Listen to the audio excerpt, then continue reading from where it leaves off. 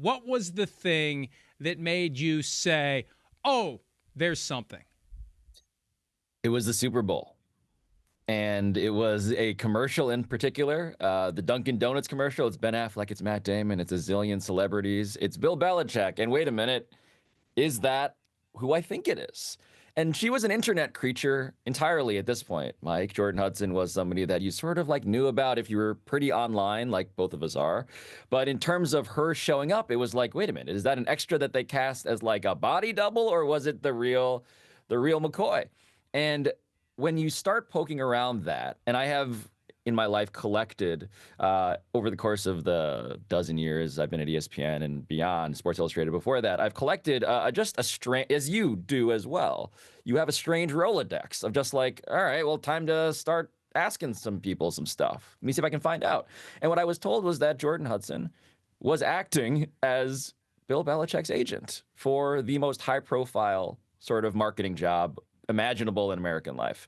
And in fact, more than that, she was negotiating directly with Ben Affleck and Matt Damon, who were, I am told very reliably, flabbergasted that this was who they had to go through to get to the guy that they revered for decades as the greatest coach of all time. And so that bit, just Jordan Hudson is kind of Bill Belichick's momager, a Kris Jenner figure at age 24, we thought, for the Super Bowl ad was like, okay, let me do this, but then let me just make sure I don't give up the thread as this proceeds.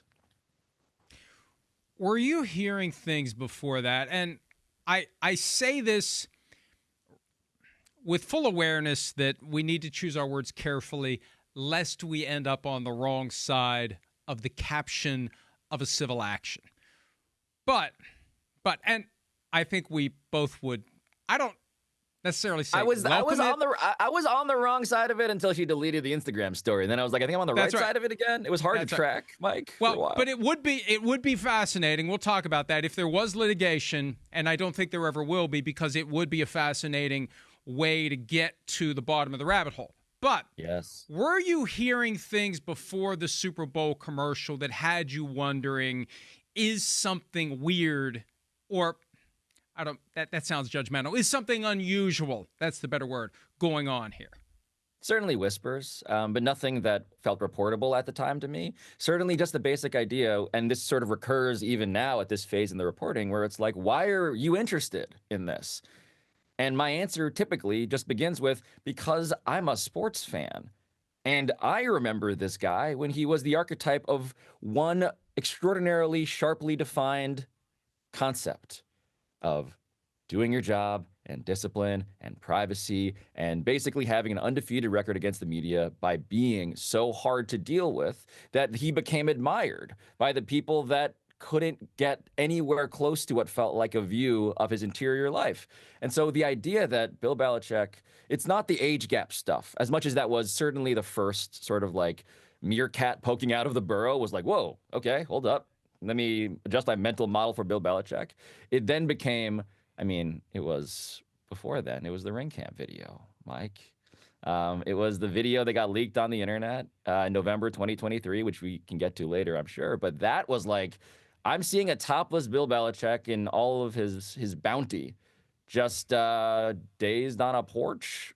What is this? And so you begin to hear, oh, it's because he's dating this young woman. And then it's like, okay, well, certainly as much as taping and cameras and footage and the destruction of footage has been part of his saga in the NFL, this felt like a real key change in the musical sort of journey of Bill Belichick. And that's a great point. I say all the time, we don't choose our stories choose us. We are just the spectators to the stuff that happens that catch our interest. And I think one of the most important things that we can have as media members is an understanding of the stuff that would have gotten us interested as fans. And yes, I always try to keep that barometer properly calibrated, so I'm not telling fans what I think they should be interested in. I know what they're interested in. I know that there's a point where it becomes overly salacious, or why are you telling them things like that? But they clearly want it. And if I was a fan, I'd want to know it too, because of all the guys who have ever served as head coaches in the National Football League, if we were going to rank them 1 to 1,000, the guy at the bottom of the list to be the one who's making this turn is him. I would even widen that ranking, because I have a similar mental exercise where I'm like, if I could just think of famous people who I'd say to myself, not them, he'd be the gold medalist. It would be him, Mike. And look, there are ways, and I should just also say, there are ways in which this story becomes significant and fascinating and, dare I say, important when it comes to the study of power. Who has it? Who accesses it? How is it given away? When it comes to, a bit fast forwarding, the highest paid public employee in the state of North Carolina at a time where public education is having its own crisis across our country. Here is the guy getting $10 million a year in charge of essentially a bunch of public school students, that being the North Carolina football team. It's just fascinating. It's politics, it's sports, all wrapped up in this. And you don't have to try very hard to get to the idea of, okay, there is news value because he's a public figure, and then there's sort of this character study, and then there's this backstage university politics story, and all of it happens to be something that, as you put it, the tribe has spoken about, right? Like, I wish I could take credit for people's interest in this story. I just happen to be doing a thing that I love, which is a bit of a highbrow and simultaneously lowbrow version of something that feels, to me, very interesting.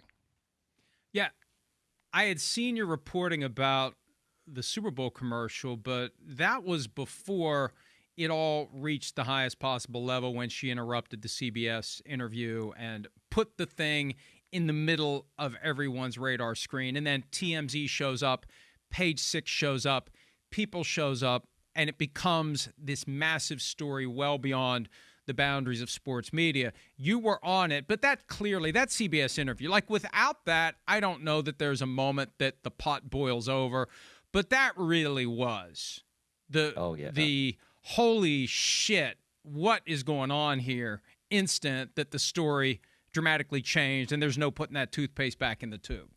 My phone blew up. My phone blew up because I was reporting the story without that knowledge. And then that happens, and suddenly the floodgates are opened. And so just to paint sort of like the network effect, pun intended, I suppose, when CBS tries to do a puff piece and she blows it up and she's on tape, and there is, again, 30 more minutes that CBS, Sunday morning will not release because that's not the type of show they do. Well, guess what?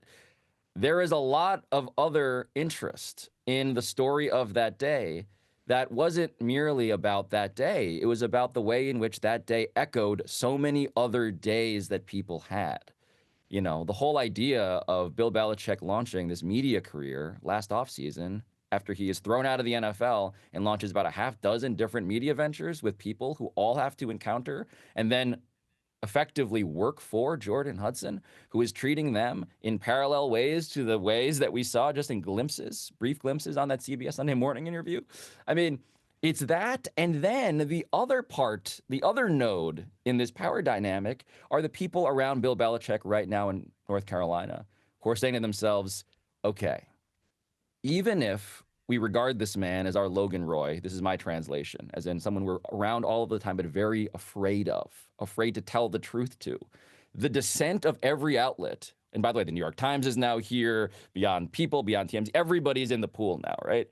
The dissent of all of these outlets means that he cannot plausibly be ignorant of at least one key disaster being the CBS thing. And so now there's a moment for change to happen behind the scenes if we can actually tell the truth about what it's been like for us, now being the people around Bill Belichick at Carolina. And so across the map, everyone's seeing an opportunity. Everyone's more willing to talk. Everyone's now effectively unable to keep themselves from calling me because I've been talking to them already and say, look, it's actually even more ridiculous. And now we have the ability to not seem like out of nowhere bomb throwers.